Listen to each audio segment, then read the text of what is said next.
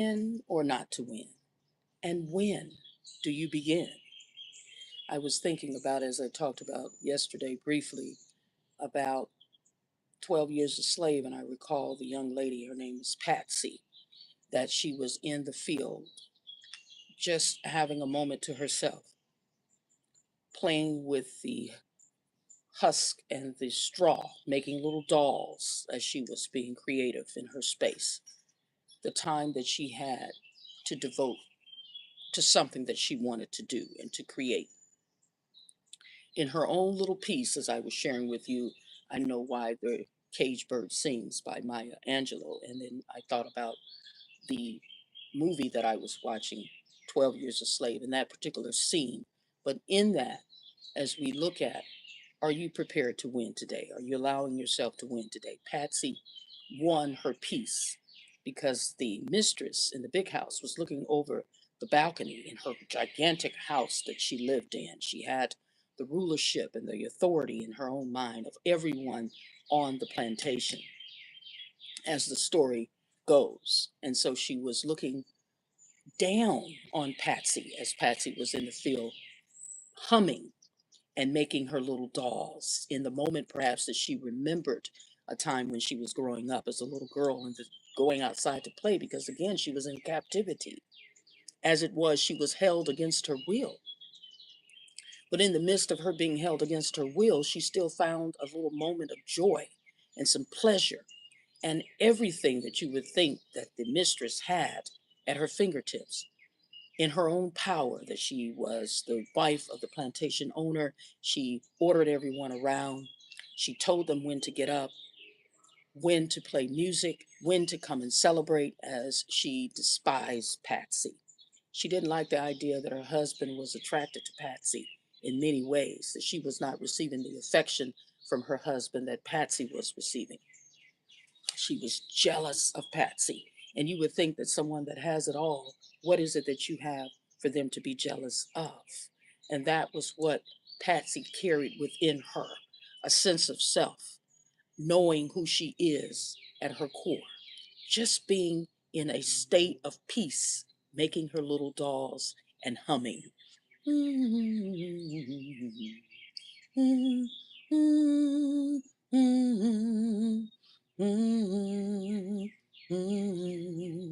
And in that moment, she was enjoying herself, just carving out a little time to devote to playing, to devote to caring about herself, pouring into herself, loving herself, and enjoying the life that she had, even though she was held against her will in captivity. The mistress seems to have it all. What is it that you're jealous of Patsy for?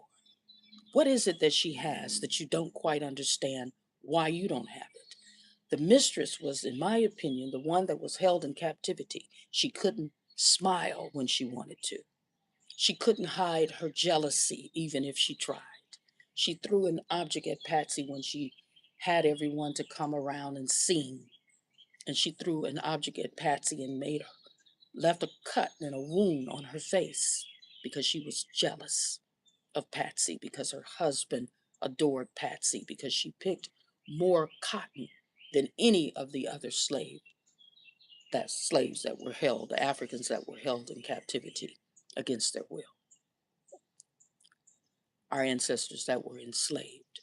And so he says that she picked cotton more than any of the other slaves on the plantation. He was not going to get rid of her. And as a matter of fact, he told his mistress, his wife, that if anything, when it comes to choosing you or Patsy, you can go back to where your father lives. And of course, that didn't set right with her. She still hated and despised and was jealous of Patsy because the love that her husband had for Patsy, he didn't have for her. When it came to the money, when it came to the property that he owned from Patsy being their property, he was not going to let her go because she provided the wealth for the family. She was the meal ticket for the family. She provided a way for them to live their lives. And so why wouldn't the mistress be happy? Leave Patsy alone. in the sense of the fact of what she's providing for you and your family. But because she couldn't get past the jealousy, she wasn't able to turn Patsy loose. And when it came to the worst beating that you could ever see on a televised television, the wife made her husband whip Patsy because she felt as if she was being disobedient and defiant to her. And the only thing that Patsy told the mistresses and the master, in this case the slave owner, that I have picked more cotton than anyone. I have been loyal and dedicated to being here on this plantation, serving you day in and day out, doing everything that I could possibly do. All I wanted was to have a bar of soap. She had the little soap that she had taken from another place that she was at, that she had stolen, so that she could wash her body. Only thing that she wanted was some soap.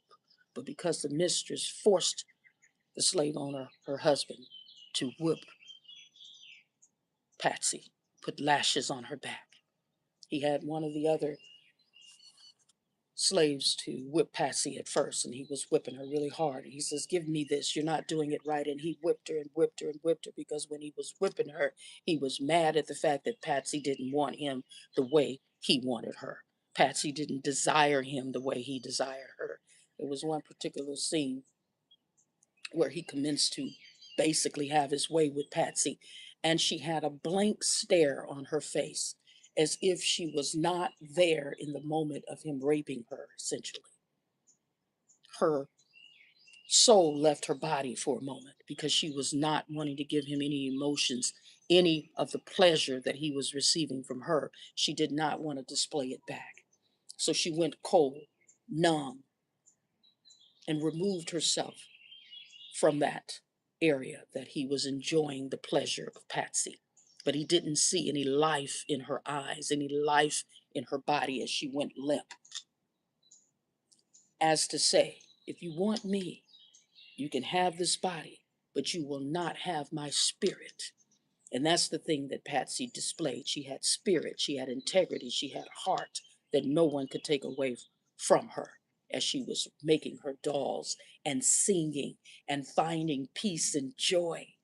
When we talk about Black joy, when we talk about that area that no one likes to see, that you can find the simplicity in life and enjoy it, whatever it is, whatever circumstances you may find yourself in, as a mother, as you're devoting your time to others, as a caregiver, as you're devoting your time to others, as a mentor, big brother, big sister, whatever you're doing that you're pouring back into other people, you can find a place of peace within yourself, no matter the circumstances, no matter the situation. It may seem bleak, it may seem as if you won't ever get out of it. But there's always a better way as we prepare ourselves for that day, a day of jubilee, a day of restoration, a day of relief, a day to have to ourselves, to know that the peace within follows us everywhere. That's the Black joy. Knowing no matter what they do to this body, as it was that Patsy was displaying, they cannot take away the true grit of who she is. Her spirit cannot be beat or whipped out of her, as she knows that there's a greater purpose for her life. The source within guides her and gives her the light and the glow that she needs to be able to carry herself through. And it was just really a revelation about how we can begin to see ourselves and our worth and our value. And no matter what someone tries to do to demean you, you don't have to allow them to.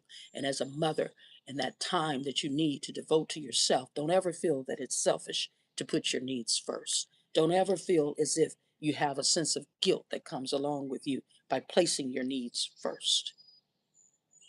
You can be just like Patsy when it comes to finding something that brings you joy and delight as she began to hum, making her little dolls. Mm, mm, mm, mm, mm, mm. And she made little clothes for them. It was really a touching moment that people don't know what joy is, that they don't know what love is as you honor yourself and your personhood. Someone did something for you in your life, that they have helped you to become who you are now. As we think about our ancestors that came before us, they did something for us. They planted something within us. They gave us the guide and light as you have within you, that guide and light that tells you when to go, where to go, how to go, and why to go. You go because it brings you peace and happiness. As a mother, you do the things that you do because you love your children. You give yourself that replenishing moment, as I am learning in real time, to give myself some rest, as I did all day yesterday. I had been going and going and going, busy and busy and busy, making certain that I take care of all of the things that are on my plate. But at a moment in time, I had to shut it down and get some rest to replenish myself, because we are loyal people. We're dedicated people. We're devoted people. When we make a commitment to ourselves, we show up. And so I'm ready for the challenge. I'm all restored for today. I've replenished myself, and I'm just coming on to remind you, no matter what the haters say, and the naysayers, and the brand new haters say, you don't have to listen to it. You know who you are and the things that you do. I want you to go to my stand store and look at 5 signs you've lost yourself in your roles and how to reclaim you. I have a Zest for Life social club and support group I'd like for you to join, as we will have 3 meetups coming up soon. In addition, I have a private Facebook page you can join, and we can have these conversations in depth.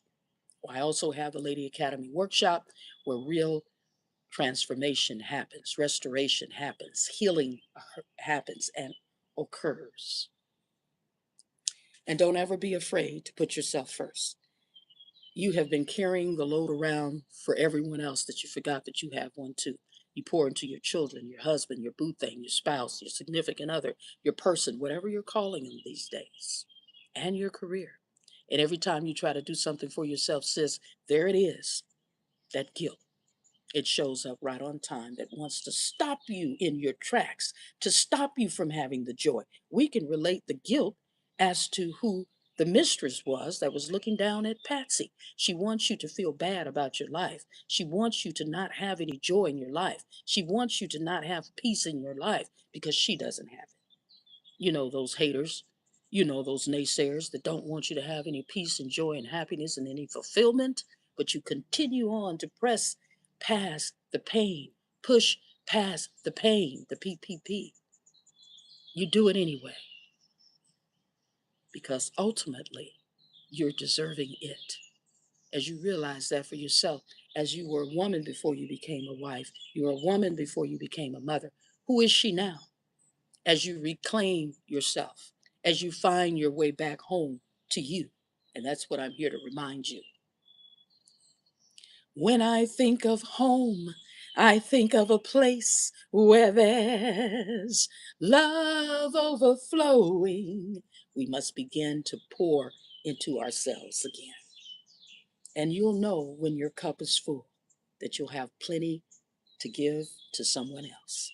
But when you feel empty, when you feel exhausted, that's when you know that you've done too much. You've gone too far. And I know what it's like to put everyone else's need before my own. I know what it's like to be there for everyone else. As I share with you, my favorite cartoon character was the Wonder Dog, and he wore a cape, and all he would do is sing. Here I come to save the day. You may feel as if everyone needs you, but what happens when you need you? I need me. I need the time and the dedication that I give others. I need me. I need the love and the support that I give others. And you can do that for yourself. I'm here for you as a reminder to pour into yourself today. Give yourself a break today if you need rest. Give yourself a time to heal if you need restoration. Give yourself some grace today and have a good day on purpose.